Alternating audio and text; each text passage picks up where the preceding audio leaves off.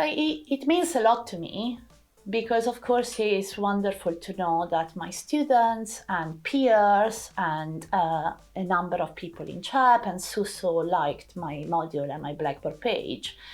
But it's also pushing me to do even better in the future. So it is very reassuring and also, a good reason to push even harder.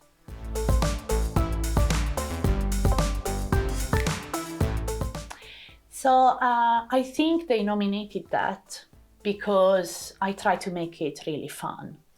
So this is a third-year module. There is a lot of logic. It's quite a challenging module, but it's also very fascinating in the topics and it's extremely funny at times.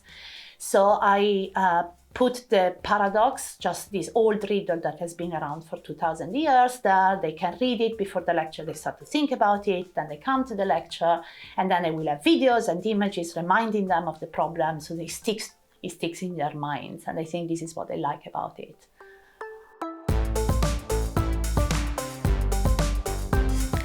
So I think Blackboard is quite intuitive and you can do a number of things with it. So my main advice would be give it a go, browse the different things, try to make the module look good because you can make it look great very easily and it makes an enormous difference to the students if it is a bit more exciting or appealing. So one thing I learned from my students via their feedback or emails or chats is that it doesn't do any harm to repeat things. So they like coherence and they like the info to be easily accessible via a number of channels, announcements, documents, assessment page. So just repeat, it doesn't do any harm.